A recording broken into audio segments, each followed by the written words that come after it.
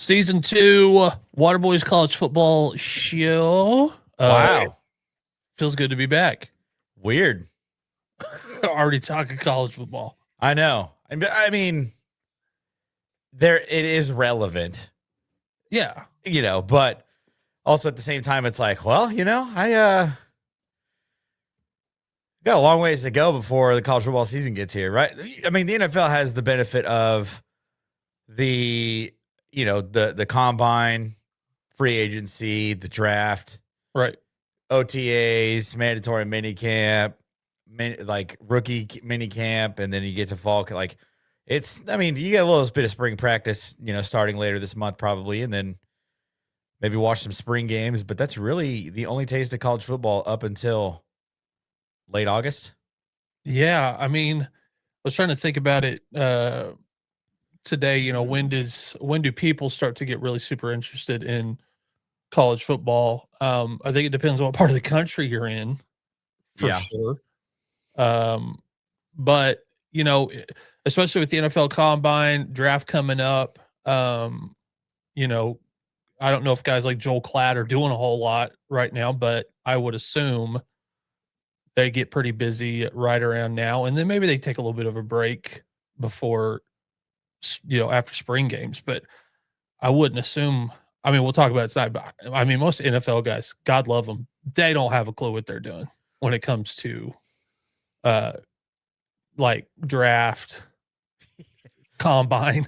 No idea. Yeah, that's obviously like the first thing that I wanted to talk about tonight was like everyone seems to be having this conniption because guys like Sonny Styles and Arvell Reese and Jeremiah Love all performed well at the NFL Combine. Yeah. And those of us who literally sat down and watched them play actual football games the entirety of this last fall, and even the years before this, leading up to this, we're like, yeah, duh. I didn't realize that he was 4.46 fast, but I knew he was fast. I didn't realize that Jeremiah Love was 4.36 fast. I knew he was fast. It's just one of those things where it's like, wow, these guys, they really they must have been, done a good job in college. And I'm just like, yeah, watch the games. You wouldn't have to worry about their numbers at the Combine, which Rich Eisen today literally admitted was literally just like for a television program. Like that's a reason that it exists. Yeah. When we talked about it on the Not a Casual show with Justin, he really, what I took away from it, what he said is the Combine can hurt you. Yeah. If you don't do really well, but it doesn't really, for the most part, except for in maybe really rare occasions, it doesn't just vault somebody from like they were going to be a third round pick to all of a sudden, I'm going to go in the first round. Now it could make a bubble, first or second pick of the second round guy. Maybe a team goes, maybe, he's a little bit quicker than we thought he was, or, maybe short arms aren't going to be a problem or whatever. But, I don't think it's anything that really just necessarily hurts anybody.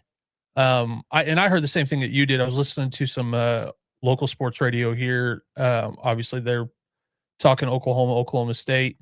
Right. And, they said the same thing. They said, oh, shocker.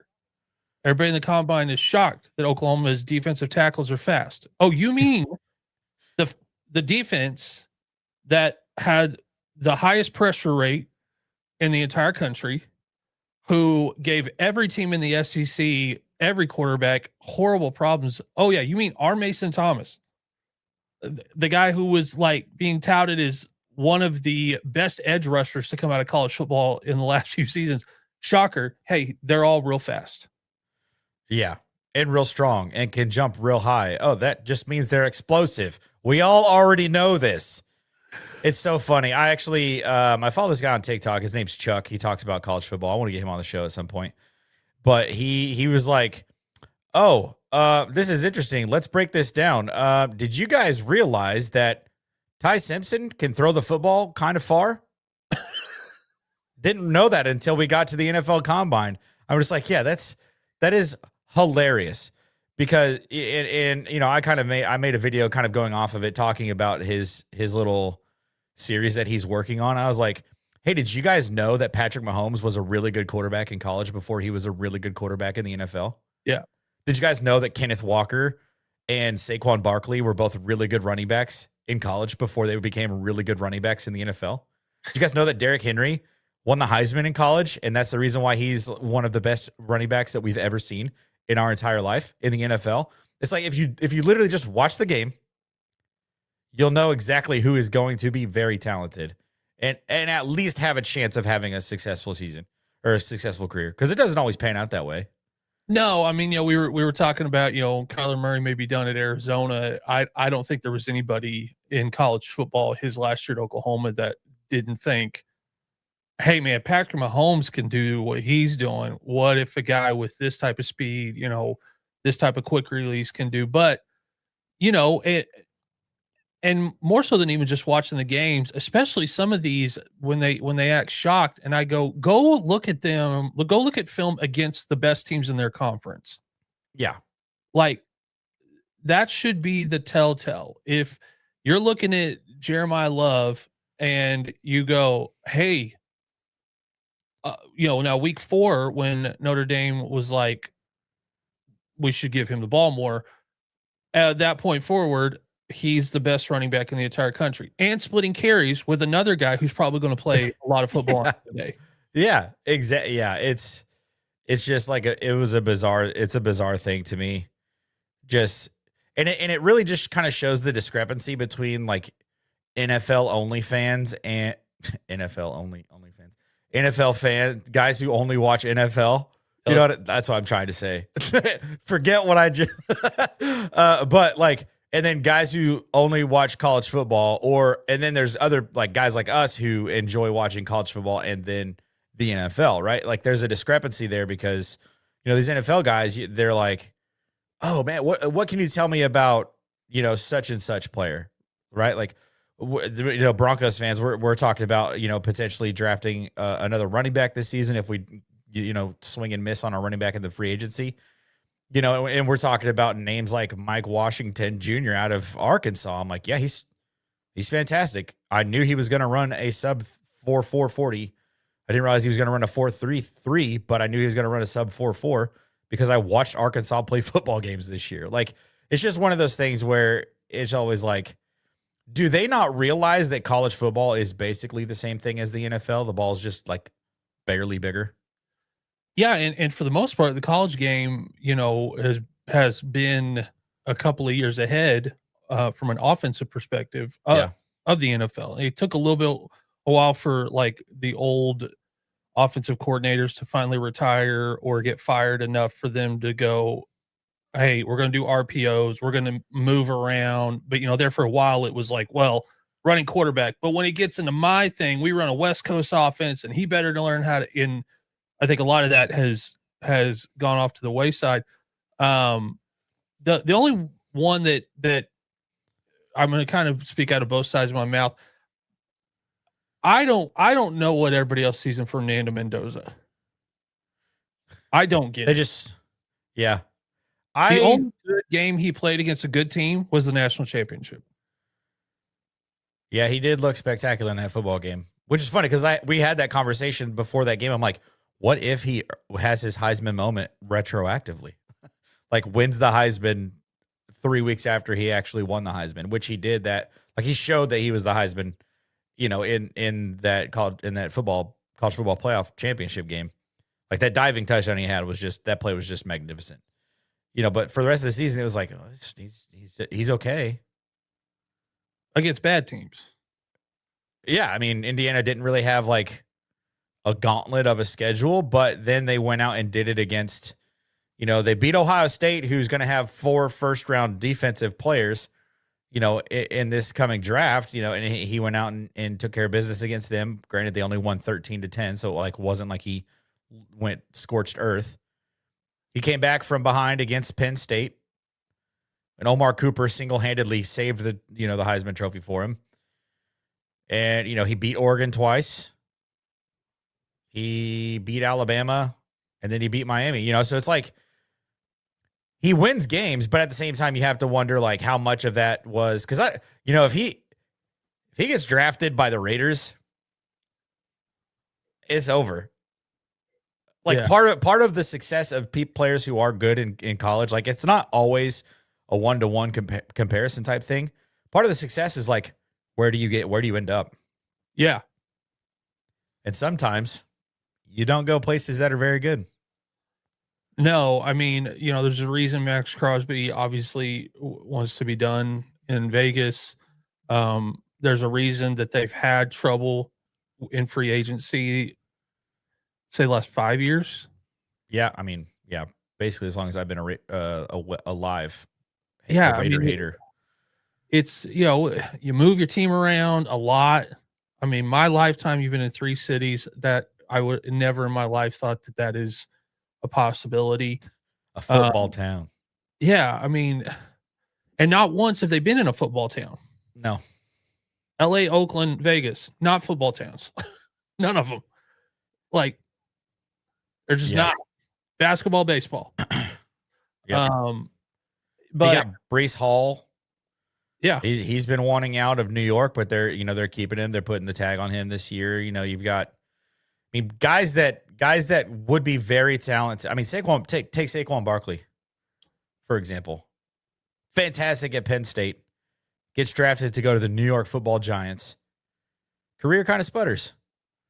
And then he gets traded to, or not, I guess not traded, goes from free agency to Philadelphia. And basically probably should have won not the Heisman Trophy, the MVP trophy. Yeah. 2 years ago, had a 2,000-yard season. Just like a part of it is, players are good in college, but when they end up places that aren't set up for them to be successful, Marvin Harrison Jr. Yeah. One of the best college wide receivers we've ever seen out of wide receiver U. Hasn't had a very good career because he's been playing with a struggling Kyler Murray and a team that has been turning over coaches like crazy. Yeah. And, I think the other thing that some NFL guys may not realize, even if I'm not sure about a player, knowing who their head coach is, knowing where they come out of, you kind of can say, hey, a lot of what you see could be scheme. Texas Tech for years and years and years, those quarterbacks and wide receivers would have put up stupid numbers. Yeah. The knock was always, but you're in this spread offense that, look how many times they're throwing it a game, and you have guys like Graham Harrell. So that when Graham Harrell, mean, his names are or his numbers are crazy. Yeah. And so when Patrick Mahomes is coming out, that was the little bit of the knock. And then talk about the combine. Even this year, they're like, now remember, Patrick Mahomes was slow at the combine. That doesn't necessarily mean anything. It's like, but at the time, you guys were looking for a reason, because he was a Texas Tech quarterback, to say, the little bit of helmet scouting. Yeah, it's scheme, and it works in some guys' favors. I mean, there for a long time, the amount of yards that wide receivers were putting up out of Oklahoma, there was a lot of guys like Kenny Stills that got opportunities. Yeah. But then you look, you're like, yeah, but like they're being thrown to by back-to-back Heisman Trophy winning quarterbacks and offensive linemen that were all NFL caliber all of their years. So yeah, it can work both ways. But I think the thing that frustrated me a little bit with the combine and the NFL guys is them every year. It feels like they try to talk themselves into bad quarterbacks. Yeah. There's a plethora of those in this draft too. As the college football guys, we can tell you, do not waste a first-round draft pick on Drew Aller. Do not waste a first-round draft pick on, who are some of these other quarterbacks that are? Yeah, don't waste it on him. It's just, there is a group of guys this year that I don't think are going to be very they'll be good. They'll be good backups, I think. Yeah. They'll probably be starters for the next couple of years, but I don't see long-term success coming out of those, like some of those names. Yeah, I mean, all of a sudden everybody is shocked Carson Beck can throw the football well. Well, I would hope so. He played college football for 6 years. Yeah, the guy he's played at 2 different schools. He's been around forever and ever. He's sat behind, guys that won national championships. Like, he ought to be able to throw with nobody, no defense, just step up, throw to wide open guys. Yeah, he should look great. But Spencer Rattler looked great. Zach Wilson had a really good pro day. Pull up Zach Wilson film. You're like, I mean, I get it. I get why you drafted him. Looks great. Yep. But, the Ty Simpson thing, I wanted to just go, did y'all not watch how 4 weeks into the year we were talking Alabama's season might be over? Yeah. And he single-handedly drug them through the season to a fantastic record. By basically this, like, nothing else changed. They didn't halfway through the season bring a new offensive line or wide receivers in. Yeah. So, yeah, he's good. Shocker. Yeah. There are some times though where it's like, what happened? Yeah.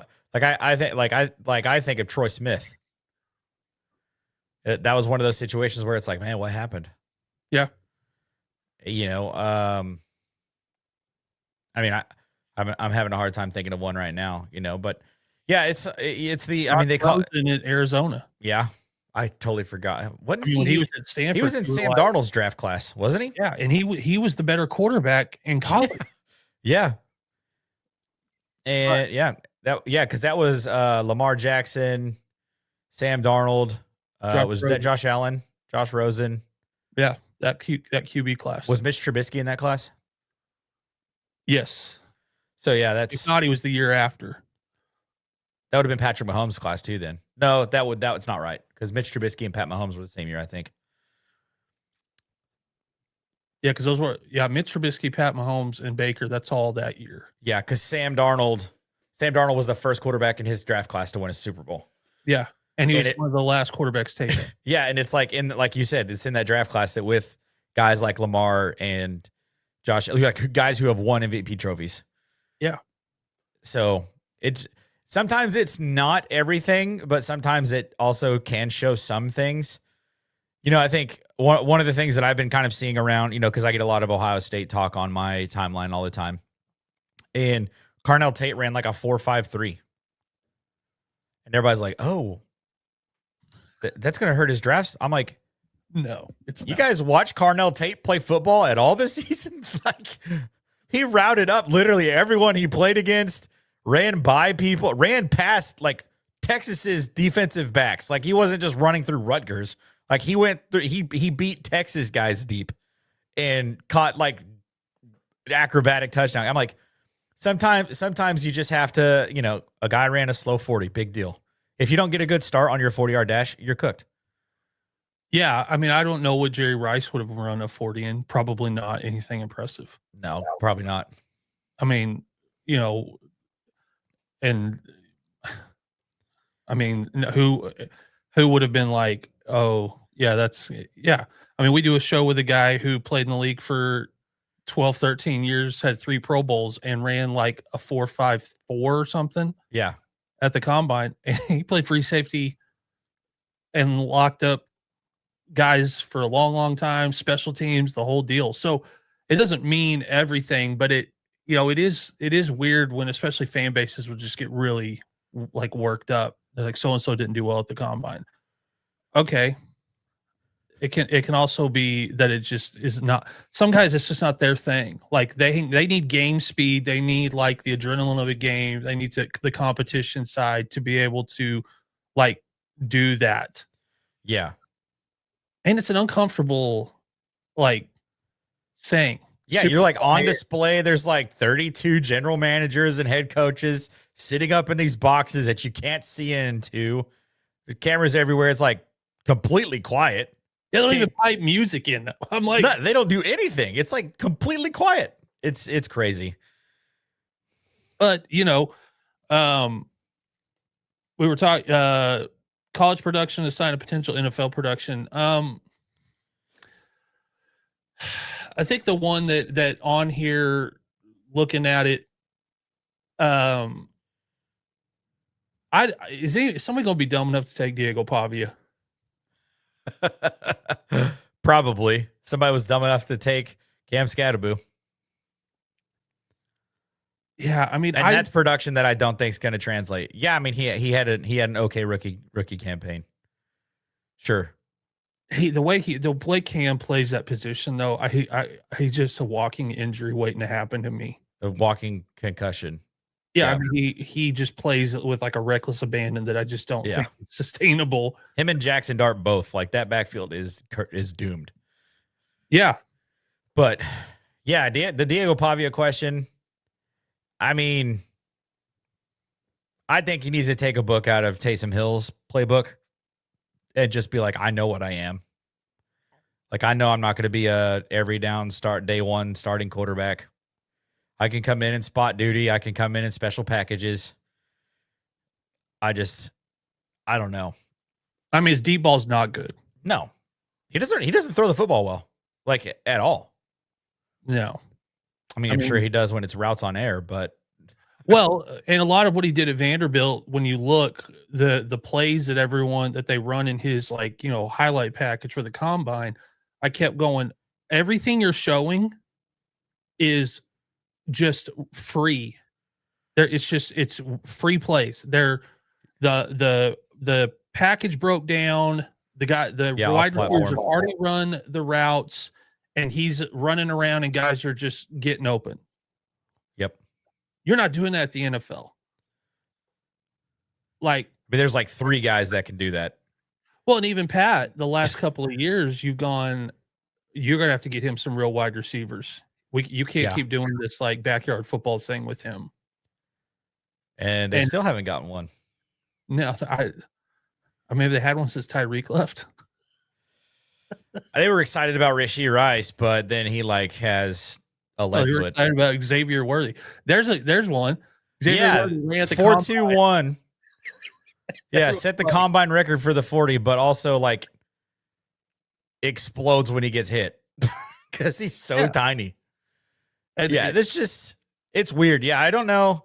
I don't know if necessarily college production leads to NFL production. I'm thinking of just in the most recent draft class,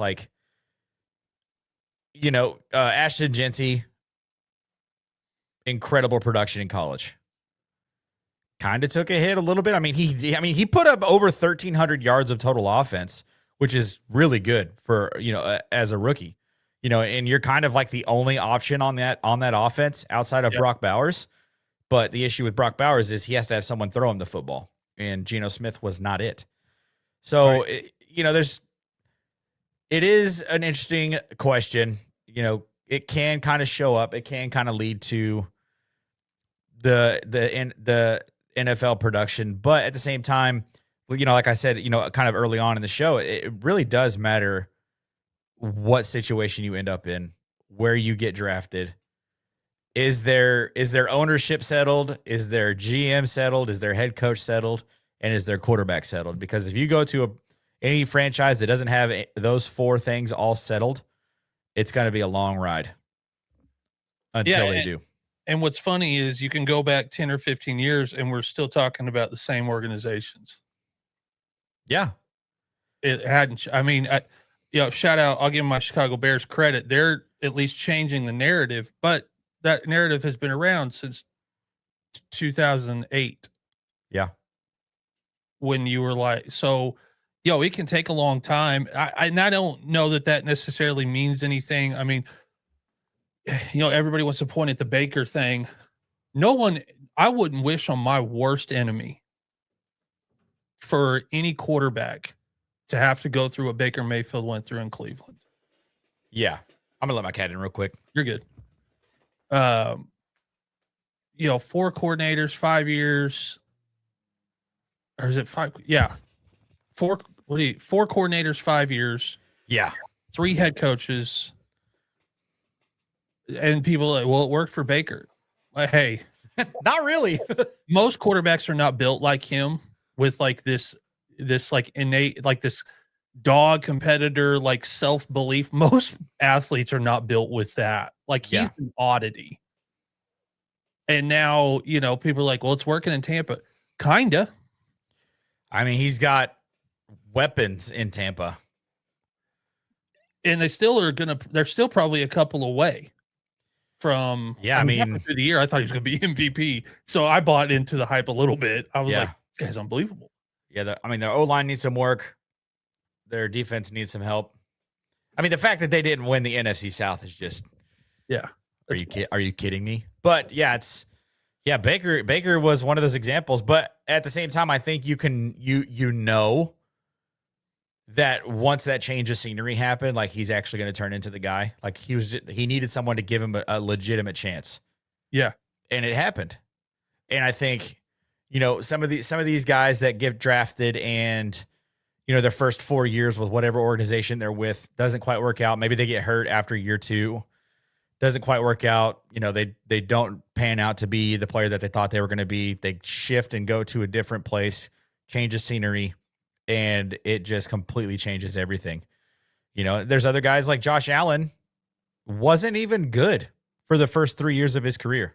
Like he was genuinely a walking turnover. And they had the patience, and the organization was like all on the same page. They're like, we are committed to this guy. We're going to make this work. So sometimes you need organizations to do that as well. And the NFL has gotten very impatient. So, and I think that's a part of the reason why we're seeing players play so many years in college. Like that's one of the reasons why I think Dante Moore is staying at Oregon another year is because like NFL fans are not patient anymore. Everyone wants at day one, when you set foot in that, in your team's building, if you're not Lamar Jackson, Patrick Mahomes, Josh Allen, Joe Burrow, Matt Stafford, like you've got 4 weeks or we're done with you. Yep. That's not how it works. It can't work that way. And especially when you go to places like I'm just thinking about Fernando Mendoza. Like he's going to end up with the Raiders and it's going to be terrible. There's outside of maybe Cleveland and the Giants, I can't think of a worse place. Yeah, I mean Miami, but I mean they've got a new head coach at least. Yeah, but it is a little bit of a dumpster fire roster wise. Like they don't entirely know like what they're going to be doing and stuff. But New Orleans, I believe in Kellen Moore. Yeah, Tyler Shuck kind of turned it on. There's another example. I was fully out on Tyler Shuck because I watched him at the combine. I'm like, this dude just dirted a 20-yard in route. He is not going to be an NFL quarterback. And then he turns around and has like one of the best years of all of the rookie quarterbacks last season. And I'm like, I was wrong on Tyler Shuck. Like, so that's like the opposite. Like, yeah, you can't put too much stock in how a draft looks because some guys don't test well. No, like they get in their heads. Some guys get nervous. Yeah, it's crazy. Like they'll nail the homework. They'll nail the assignments all year long. And then when it's time for that final exam, D+. Well, and I was thinking about it because they always find some kid gets done with the combine or gets drafted, and they're like, I've been working for this my entire life. And I've always told NFL fans, be careful of putting a whole lot of stock into that, because there are NFL guys, and we've talked to Justin about it, who that as far as they thought. Getting drafted. That's making it. That's as far as they thought. Yeah. And then, but if that same person that worked like a dog to get a Division I scholarship, if that same person doesn't show up to the building first day of training camp, he is not long for the NFL. No. And there are guys, Jadeveon Clowney, guys that that's as far as they thought. That 4-year contract, that's it. They're set for life now. That's it. That's as far as they thought. I like hearing when the guys are like, excited to be here, can't wait to get started. The real work starts now. Those are the guys I go, if there's stuff to work on, if you give me two guys, one super athletic who I don't think is going to work real hard, and one guy that has got a couple of missing pieces, but he's going to work really, really hard. The second guy will be in the NFL longer than the first guy. 100%. I'm pretty sure Justin said it on one of the shows the last couple of days, like hard work beats talent when talent doesn't work hard. He put it on social media today. So he's like, what is the keys to staying in the NFL? One of them was like showing up for work every day, being accountable to yourself. Didn't put anything on there like work out every day, eat right. Make sure you run a really fast 40-yard dash. Yeah, like, and also like some of the some of the tests that happen at the combine. Do you know how many times someone runs 40 yards straight line with no one around them? Never. It might happen for one player for an entire season, just one time. Yeah. Like who cares? I would be more, if they cut it down to a 20, that's going to tell you more, I think. Yeah, the split is what matters in most of the positions. It tells you how explosive they are. I think teams are starting to put more credence into the broad jump, because that one really tells you how explosive a person is. The broad jump, the 5-10-5, the pro shuttle, the cone drill.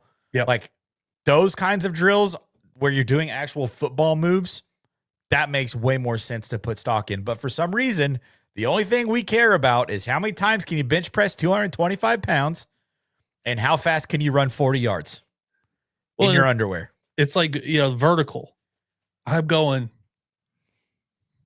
how many times and really is a guy ever going to be jumping straight up? Unless you're a 6'4" wide receiver or a tight end or maybe a DB who has to also go up at that point.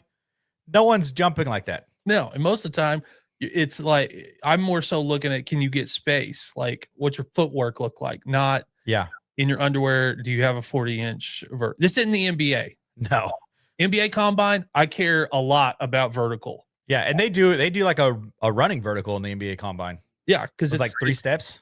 It's closer to game. Yeah, like it does show. I will say the vertical does show some of that explosiveness, some of that fast twitch thing, but. Also, it's like I would rather my offensive linemen be explosive this way and not this way. Yeah. And speaking of linemen, both offensive and defensive linemen, that is some of not the fastest I've ever seen, but the fact that it's like this group is all at that upper end of speed wise, and some of those guys. Like, and I don't want to talk bad about offensive linemen, but they walk like with their feet out, they're kind of lumbery. Some of these guys like look like legit athletes that you're like, when you're done playing and you lose that like 150, 200 pounds that offensive linemen lose, you have a really strong pickleball career ahead of you, bud. Like want to get into curling. Oh yeah. Like you're going to be fantastic. Absolutely. And I do feel bad for some of the guys. All of these quarterbacks are now expected to just come in and start right away. It's just the way that it is. Yeah, it's like the era of football that we're in now. You don't get. John Elway got benched his second season halfway through the year. Yep. But he obviously came back from that and was able to win. 2 Super Bowls. Aaron sat behind Brett for how long? 4 seasons? Jordan Love sat behind Aaron for the same amount of time. Yeah. Patrick Mahomes didn't start until the last game of the season that year because the Chiefs had already locked up their playoff spot. He sat behind Alex Smith for an entire season. It is crazy, that we ask these guys at, 23, 24 years old to come out and be like, all right, you're the face of the franchise now. Go be great or else. Well, I would say up until a couple of years ago, NFL teams were wrong to do that. But now it's hard to argue with them when a kid's on his third school, he's been there 6 years, he's being paid like a professional for all 6 years, to not have them show up to the building and have an expectation of you're a professional. But now we have history to prove that those guys are probably going to be pretty solid. Yeah. Bo Nix, Jaden Daniels, Caleb Williams, guys that, Michael Penix Jr., I still think he's got it. It's going to take them like actually leaning into it, I think, in Atlanta. I don't think they're going to.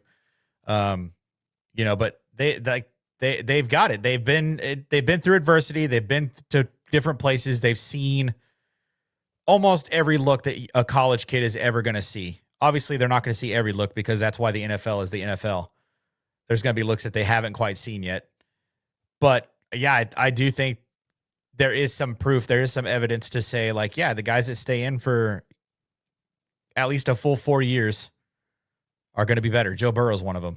Yeah. Like, there's another example, right? I think, the guys that come out and, Dwayne Haskins, God rest his soul, started for one season and was starting at quarterback in the NFL at the age of 22 years old. You telling me a 22-year-old kid is ready to play quarterback in the NFL? No. Was Dwayne Haskins talented? Absolutely he was. He broke, I think he broke Drew Brees' Big Ten passing touchdown records. Yeah. So obviously he has the talent. Obviously he has the arm, but the issue was, like, he just hadn't had the experience yet. And I think that part pays as well. So, maybe Fernando Mendoza is going to have it, because he played all those years at Cal. Was it Cal? Yeah, it was Cal. And then, transferred to Indiana and got a little bit more adversity and overcame a lot of stuff. So, I mean, maybe it'll pay off for him. Yeah, I mean, and I think, like, just personally, I need my quarterbacks to not be that nice. Like,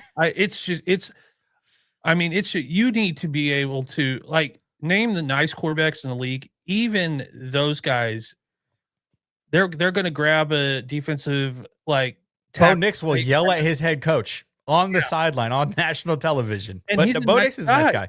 Yeah. Super nice. But I don't see Fernando Mendoza. I don't want, like, fourth quarter, 2 minutes left. We need a drive to score that smiley face runs into my huddle. If I'm an offensive lineman, I'm going, hey, man, we need to see some dog. Like, we need you to run a 2-minute drill here and get us in the end zone, not cheesing. Like, I need you to be a little more edgy. And, oh, man, a hit from Myles Garrett may cure all that. He may go, it'll change things. It'll definitely change things. I mean, he's going to be in the division with the best pass rush in the NFL when he plays the Denver Broncos twice a year. That could set him straight. Chris Jones, not a very small guy. You get hit by him when you have to play Kansas City twice. It's going to be interesting, to see what he does. I wish I could be a fly on the wall to sit in on some of those combine interviews with Fernando Mendoza. I really wonder what those were like. Well, and I still cannot find the, like, I think, so, and I saw a creator that we both follow post something about a team told him he should get arrested so that he'll drop. Oh, yeah. I didn't disagree with her that's crazy. Like, that is crazy to say. I don't know if Fernando Mendoza knows a joke when he hears one. Do you know what I mean? Yeah, I kind of see what you're saying. Yeah. Like, doesn't quite pick up on social cues. Like, yeah, I just cannot see a team, because in order to drop, like, if you looked at teams that need a quarterback and then start thinking what teams he might be talking about, none of them, when I looked at that list, were teams that I thought would legitimately say that. Think somebody thought it's a funny joke. I'll say this. I don't think he picked up on it, and then goes out there and says it to a reporter. And the second I saw the interview, I thought, I don't know if someone did. Who could it have been? I mean, if you look at, let's look at the draft order. Andy Reid. He's so dry humored that you might not pick up on it. Imagine if it was freaking Andy Reid that told him that. That's hilarious. I mean, you look at it, Jets, who do they have at quarterback? They just released Justin Fields yesterday. Oh, God. Justin, I'm really sorry. I still got a Bears #1 jersey sitting in my closet. I really want him to go to Denver because I've seen what Sean Payton did with Taysom Hill. Oh, and Justin Fields is twice the athlete. You put the packages together with that. Oh, my God, that'd be awesome. I watched him run all over the Cowboys in person, where Cowboys fans were looking at me going, if your offensive coordinator had a clue. Yeah, I mean, you guys would be winning this game. Yeah, you wonder what Ben Johnson could have done. Oh. Yeah. A lot. Justin Fields is another perfect example of the conversation we've been having. Should work. It should work. Someone should make it work. Because he has to go somewhere that is not pre-Brian Poles, Ben Johnson Bears. Yeah. And also the Aaron Glenn who's falling asleep at the combine Jets. That was such a rough look. You can't. That's just terrible. Like, dude, we get that you're a defensive guy and you don't care, but look like you care, man. Like, yeah, just look like you, or don't sit down there. Sit up in a box where no one can see you. But you look at the list. Cleveland somehow still picking 6th after having 12 quarterbacks on the roster last year. For top 5 pick every single season. Giants picking 5, Tennessee 4, Arizona 3. Saints, I think, have got their guy. Arizona could be one of those teams.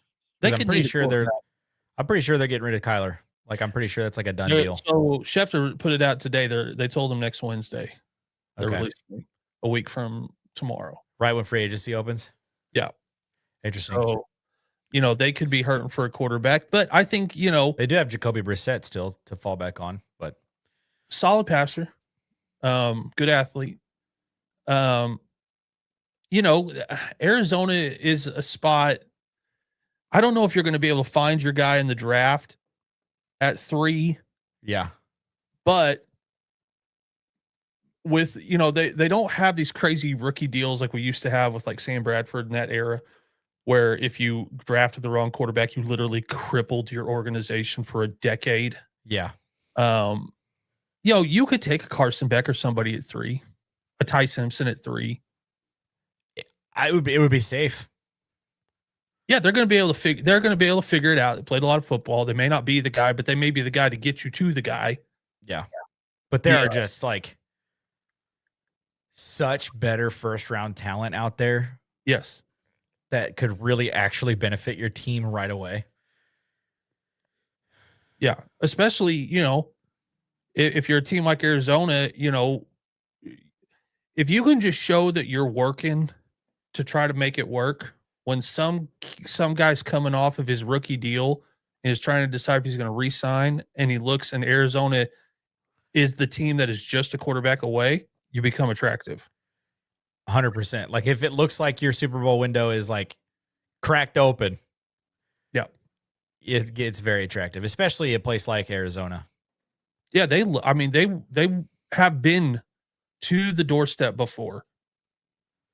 That organization has done a good job in spots. They've had like a great defense and just couldn't quite get the offense right. Yeah. Or, you have a Larry Fitzgerald, but you can't seem to get the quarterback thing to work the way you want it to. So they've showed that they can build a team. Tennessee's so bad as an organization, it's wild to me. Yeah. Well, they just took Cam Ward last year, so I don't think they're not looking for a quarterback. No, they probably got the guy. They just they have to completely build everything around him as best they can. And they probably have one of the most solid human beings come out of college football in a long, long time, and he'll put up with it. But I feel bad for guys like that when you're like, he is so nice and his head's screwed on so straight, and he's got great principles and he's a good leader. Boy, buckle your chin strap up, Cam, because it's going to be a long 4 years. It'll be a rough 4 or 5 seasons.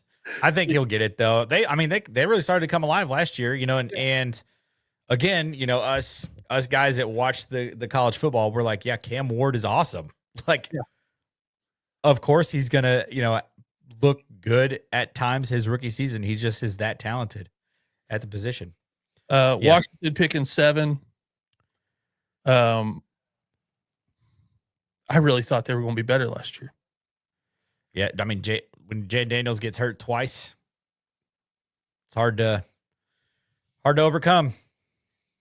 And Terry McLaurin was like having weird stuff all season long too. Yeah. Like they were riddled with injuries this last year, coming off of being in the NFC Championship the year prior, which is just crazy.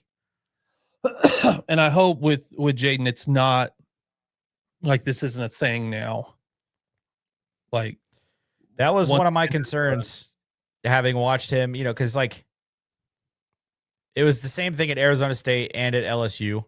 Yeah. Whenever he took off to run and he got hit, it was like he was getting blown up every single time. Yeah, I don't think people know. You can watch guys at the college level and figure out how many of these guys are coached by their quarterback coaches on how to take a hit. Yeah. Like some guys, you're like, he does not know what he's doing. Yeah. Jackson Dart. Lane Kiffin did not do a very good job at teaching him how to avoid contact. Maybe he tried.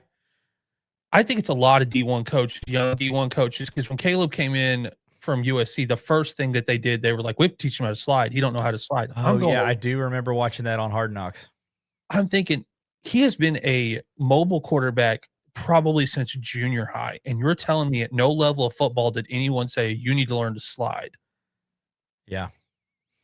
So Jackson Dart, he slid a couple times last year that I was like, that is the most uncomfortable thing to watch I've ever seen in my life. Yeah. It's true. And Bo Nix, every time he slides like 8 yards. It's like the most crazy thing ever. He probably played baseball he probably did. Yeah, you could tell they like maybe played some 15U. He was like Mr. Football in the state of Alabama. His dad was his coach all the way through high school. Yeah. He definitely played baseball. You could tell which one. Like, I mean, the most was people when Kyler got drafted, people were like, well, he slides beautiful. Yeah. Yeah. He also got drafted by the MLB. Like, of course he can slide well. Yeah, Patrick Mahomes also did the same exact thing. Of course he can slide well. Slide's great. We don't like the fake slide. I'm glad that we've gotten rid of that because that was a little unfair. That was a good rule change. Shout out Kenny Pickett for making that not. I mean, he was at Pitt when he did that, but still, it was kind of like what are we doing here? Yeah, I mean, I'm all for it. Like, if it's not against the rule, do it. But both college and NFL, I thought somebody gonna get hurt doing this. 100%. Picking at 9's a little wild, man.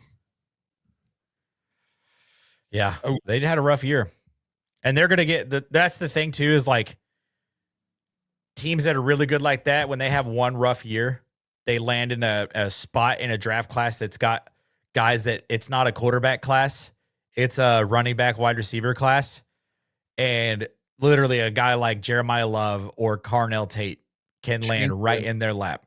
Change the entire. You talk about opening up your window to win another one again. Yeah, and it's just like, are you kidding? Like, obviously, being a Broncos fan, it's just like that cannot happen. Especially being a Broncos fan and an Ohio State fan, it cannot be Carnell Tate. Anybody but him. Please, God, do not let me have to watch that man suit up in that ugly red uniform ever, please.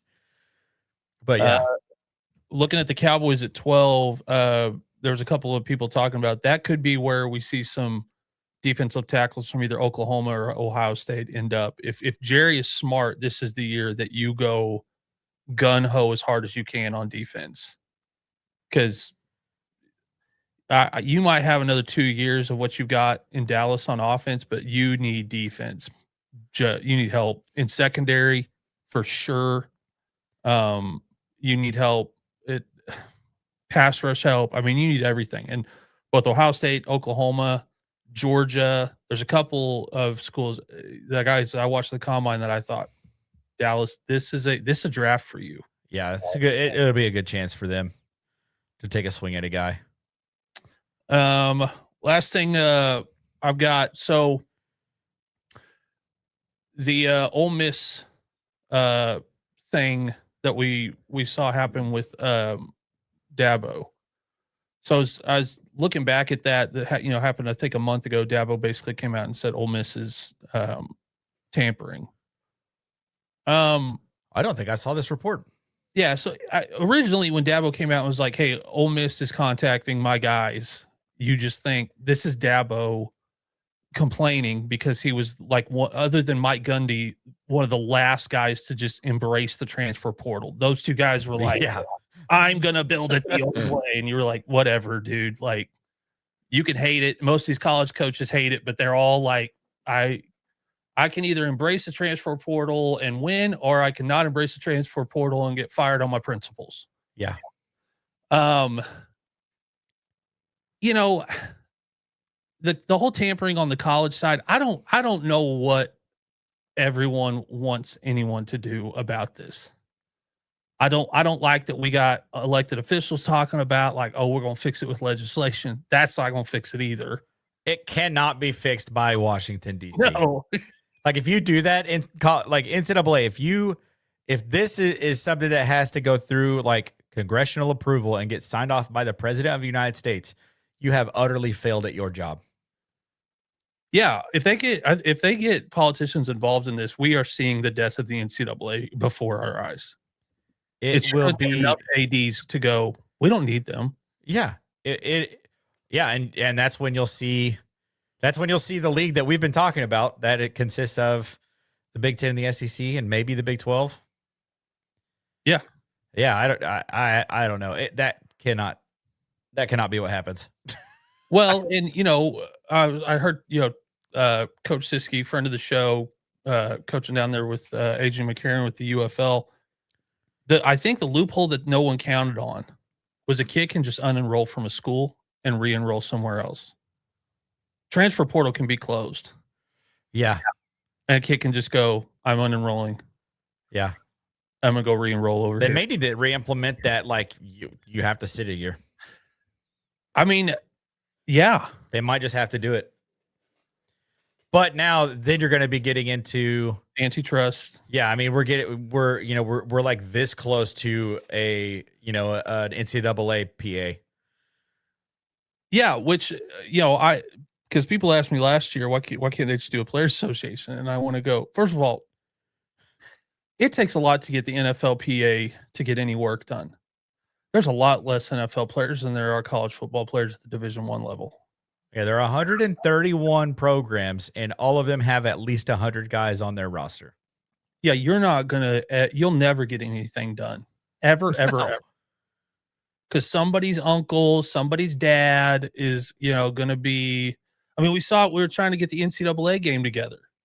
They were like, it took like 4 or 5 years. They started talking about it, and I kept thinking, was it? And then it would come out like, we got this many players who they want more money, and you're like, if it took us 5 years to get an NCAA football game signed, like a deal done where you could pay the players for that and an amount agreed on, no chance you're going to get a players association to agree on, limits on how many colleges you can transfer to, or if you unenroll, you got to sit out a year, or NIL caps or whatever. Cause all that, the minute you start talking PA, now all football programs have to split off. They have to be employees of the university. Now you're talking about, you have to provide them benefits and insurance and all this stuff the NFL does. Most schools cannot. I know this shocks most people. Most schools cannot afford that. No. Yeah, San Diego State is not going to be able to afford that. No. And your football program won't pay the price. It's all the programs that your football program funds that will pay the price. Yep. Like you're like, man, we got a great gymnastics team. You won't if this happens. You track, kiss it goodbye, because they don't make no money. And you can't use those scholarships, like, the loophole that college coaches use to, like, we'll give you a track scholarship for a year, and then we'll give you a football scholarship your second year. That loophole's gone. Bunch of track programs disappear overnight. Yeah. How would you fix that? What would be the thing that you would do that would just be like, here's the rule, stick it? You have to hire them. They have to you have to have them sign contracts to be hired at a university.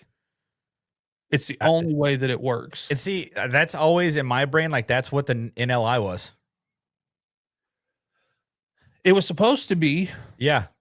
It was supposed to be the fact that we had an NIL era where you didn't sign a contract. NLI, yeah, NIL. You know, you didn't sign something that said you're going to get this amount of money for a year, but you have to stay. Like that era, that's the reason we're in the mess we're in. Yeah, I mean, I remember having this conversation with my dad about Nico Iamaleava's younger brother. Yeah. What was his name? I can't remember, but he was enrolled at the University of Arkansas and had gotten this like huge deal with some company or something there in Arkansas, and never even took a snap. Northwest Arkansas. Yeah, never even took a snap, and transferred to UCLA, and got to keep the money. Yeah, any money they've gotten up to that point, because usually it's like every month they're getting a payment. Any money they've gotten up to that point, they just get to take with them. Yeah, it's crazy. Yeah, I think if I could put like a rule in place for that, specifically like the transferring thing, you get 2 transfers. That's it. And the second transfer, you have to sit out a season. Yeah. Or half a season. You have to miss time if you transfer a second time. Well, and I think I love that idea, and I think the NFL needs to get involved with this. Like the NFL for 100 years has gotten the benefit of being the only organization that does not have to have some sort of developmental league. I mean, even the NBA finally said we need the G League. Yeah. Because college basketball was getting really watered down. The style of basketball in college was really rough. AAU was doing a lot of stuff to not players weren't developing like they should, so they started the G League.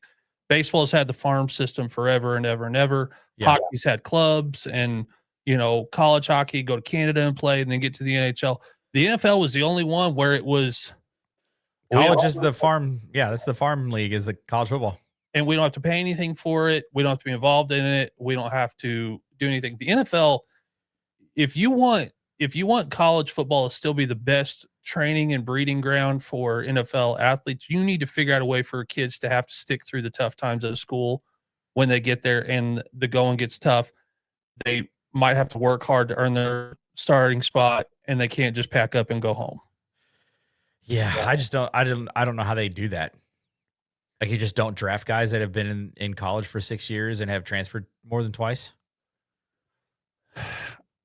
I mean, I'm trying to... Like, you blacklist those guys? Well, the sample size is still really small. Yeah, and we're getting past that COVID year. Yeah. So now it's like, I think they also just need to move to like a straight up, like, you have 5 years of eligibility. That's it. You don't get any more. Use it wisely. I think that could change things too. They just need to put like, I don't want to use this word, but like common sense guardrails. Like, they're in no world should a student athlete have a career journey for their first 4 years of college that includes 4 or 5 different schools. And I have seen this. Like, there have been players out there that's like, they have like, there's a graphic that'll come out on like these, these aggregate like football pages on Instagram or on Twitter or whatever. And it's like, this player has like done this whole circle of things. They played at all of these different schools. I'm just like, they can't even buy alcohol yet. And they have been enrolled in 5 different colleges. Are you kidding me? So there has to be like, there needs to be some sort of like common sense guardrail that's just like, hey, you get 5 years of eligibility, and it doesn't matter if you play your freshman season, which it already doesn't matter if you play your freshman season, because the idea of the red shirt is like gone by the wayside, because now I think you can play like up to like 9 games and still keep your red shirt. It's like it's way out of hand. I don't know if 9's the number or not, but it's like really way up there. So just give them 5 years of eligibility and 2 transfer options. That's it. Yeah. And, there's a reason that when the NBA, you know, when they opened it back up where you could draft straight out of high school, within 5 years they closed that window.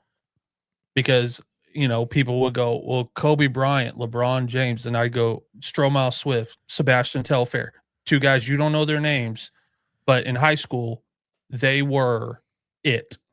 Yeah, and those are the only two options. There's never a guy that's like a solid role player for 10 years. No. It's either the best to ever do it or guys you've just never even heard of before. Yeah, Amari Stoudemire, great. Came right out of high school. I guess he would be like the one exception that's like, was a good role player his year in Phoenix, he was an all-star. Yeah. So, but there's a reason, and people, they point at Kobe Bryant and LeBron James. I go, Kobe Bryant sat the bench for 2 years with the Lakers for all intents and purposes. Yeah.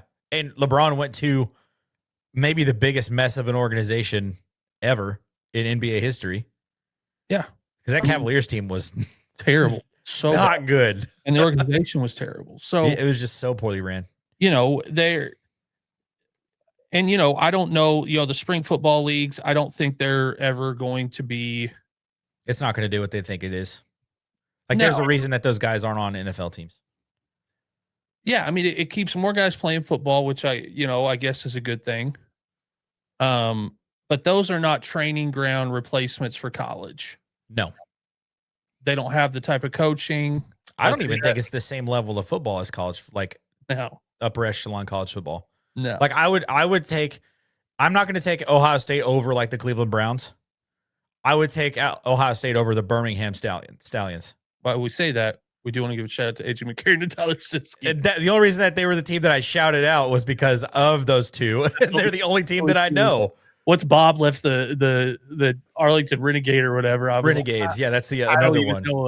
Yeah, I don't think there is not a better level of college or a better level of football below the NFL than Division I FBS.